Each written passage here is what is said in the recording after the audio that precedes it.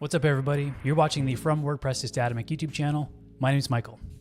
Just to remind you, if you haven't signed up for my newsletter yet to get reminded of these videos or when I post new content about Statamic, the link is in the description. Okay, today I want to talk about this new feature that Statamic just rolled out, which is the Dynamic Assets folder. As you can see, I've got the article on the page here, but why don't we just jump right into Statamic and see how it works. Okay, I'm going to go over to my Statamic website now, and here's my entry in my people collection about me.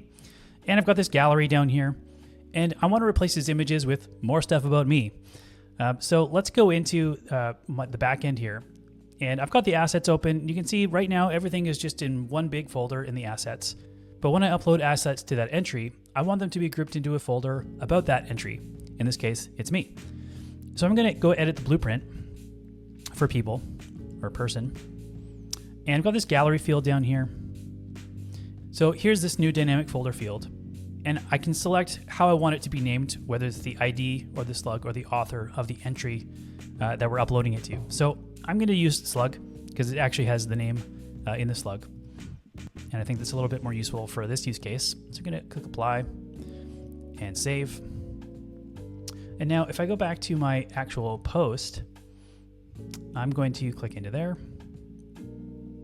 And I'm going to delete these ones in the gallery that I have right now. And I'm going to upload some new ones. So I've got some headshots over here, and I'm going to upload those.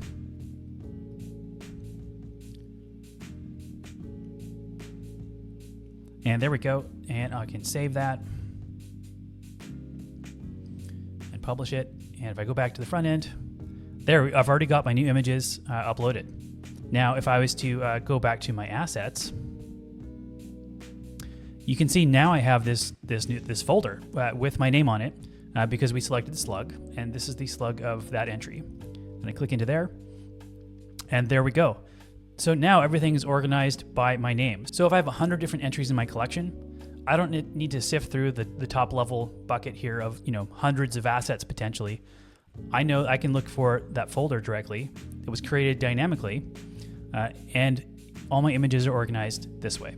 So if I need to go in and update them or change the focal point or do something like that or re-upload something, I know exactly where to go and I don't have to just hunt around.